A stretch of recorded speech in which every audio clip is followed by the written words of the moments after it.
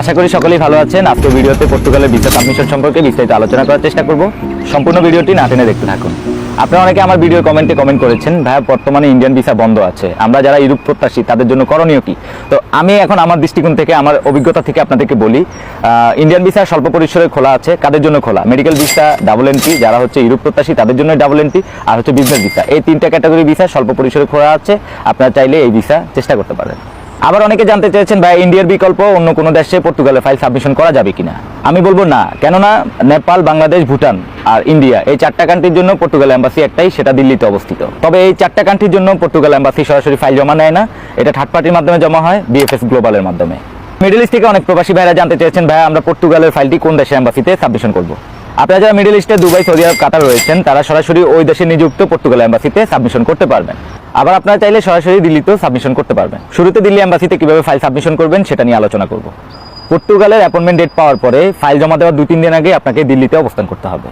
কেননা আপনাকে বাংলাদেশ থেকে যখন যাওয়ার সময় পুলিশ ক্লিয়ারেন্স নিয়ে যাবেন, ওই পুলিশ ক্লিয়ারেন্সটা বাংলাদেশ এম্বাসি অর্থাৎ বাংলাদেশ হাই কমিশনার দিল্লিতে অবস্থান আছে, ওখান থেকে অ্যাটেস্টেশন করে নিতে হবে। এবং বিএফএস এ ফাইল সাবমিশন করার 2-3 দিন আগে আপনাকে সম্পূর্ণ ডকুমেন্টসগুলো গুছিয়ে রাখতে হবে। এবার আসি, যেদিন ফাইল জমা করবেন এর আগের দিন রাতে আপনার করণীয় কি? এর আগের দিন রাতে আপনি সম্পূর্ণ ডকুমেন্টসগুলোকে একটু যাচাই বাছাই করে দেখবেন, আর আপনার ভ্যালিড পাসপোর্ট যেটা সেটা সাথে রাখবেন। এরপর সকালে আপনি দিল্লিতে যেখানে অবস্থান করেন না কেন, আপনার ফাইল সাবমিশনের 1 থেকে 1.5 ঘন্টা আগে শিবাজি মেট্রোতে থাকার চেষ্টা করবেন। ওখানে যাওয়ার পরে আপনাকে বিএফএস এর যে সিকিউরিটিগুলো আছে ওগুলো আপনাকে টাইম ওয়াইজ ওখানে উপরে সিরিয়াল ধরে দাঁড় করিয়ে দিবে। এরপর ওই টাইম অনুসারে আপনি যখন মেট্রোর গেটে, এন্ট্রি গেটে প্রবেশ করবেন, মেট্রো এন্ট্রি গেটে একটা চেকপোস্ট আছে, ওই চেকিং করার পরে আপনি ভিতরের দিকে প্রবেশ করবেন, বিএফএস হাতের বাম পাশেই পেয়ে যাবেন। ওখানে আরেকটা চেক আছে, আপনার যেই অ্যাপয়েন্টমেন্ট ডেটের পেপারসটা ওটা অবশ্যই সামনে রাখতে হবে, আর পাসপোর্টটাকে সামনে রাখতে হবে। পাসপোর্টটা আর অ্যাপয়েন্টমেন্ট ডেটটা ওরা মিলিয়ে দেখবে আপনার আসলেই কি অ্যাপয়েন্টমেন্ট ডেট আছে কিনা। এরপর আপনি কোন কাউন্টারে জমা দিবেন? ওখানে 2 ধরনের কাউন্টার আছে, একটা হচ্ছে প্রিমিয়াম লঞ্চ, একটা হচ্ছে রেগুলার প্রসেস। আপনি যদি প্রিমিয়াম লঞ্চে জমা করেন হাতের রাইট সাইডে পেয়ে যাবেন, আর যদি রেগুলার প্রসেসে জমা করতে চান তাহলে হাতের লেফট সাইডে পেয়ে যাবেন। ওই নির্ধারিত কাউন্টারে গিয়ে আপনার একটা টোকেন নিতে হবে। টোকেন নেওয়ার পরে আপনি ওখানে ভিতরে ঢোকার পরে আপনাকে আরেকটি টোকেন দিয়ে দিবে আপনার সিরিয়াল ডাকার জন্য।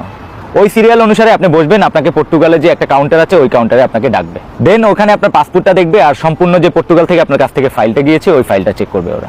আর এখানে হচ্ছে সবচেয়ে ইম্পর্টেন্ট হচ্ছে পুলিশ ক্লিয়ারেন্স আমি মনে করি, কারণ হচ্ছে এটা হচ্ছে আপনার চারিত্রিক সনদ বলতে গেলে।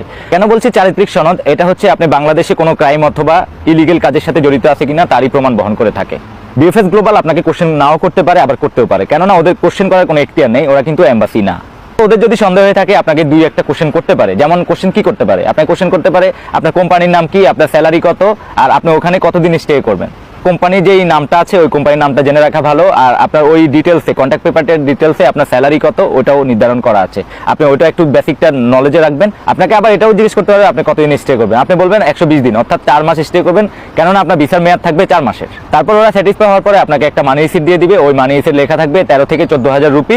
ওই রুপিটা হাতের বাম পাশে আরেকটি কাউন্টার আছে, ওই কাউন্টারে জমা করে দেন ওদেরকে আবার জমা দিয়ে দিলে আপনার যে পাসপোর্টটা সহ ফাইলটা জমা দিয়েছেন ওরা ফাইলটা রেখে আপনাকে পাসপোর্টটা ফেরত দিয়ে দিবে। মানি রিসিটের যে টোকেনটি থাকবে সেটা আপনাকে ভিসা স্ট্যাম্পিং এর দিন অবশ্যই সঙ্গে নিয়ে যেতে হবে। এরপর আপনার ফাইল সাবমিশন হয়ে যাওয়ার পরে এটা ওই দিন রাতেই ওরা পর্তুগাল এম্বাসিতে সেন্ড করে দিবে। আপনার ওখানে একটা মেল আসবে, ওরা এটা পেয়েছে। দেন হচ্ছে যে 14 দিন থেকে 45 দিনের মধ্যে আপনার ওই মেলেই আবার একটা মেল আসবে আপনার ভিসা অ্যাপ্রুভাল হয়েছে।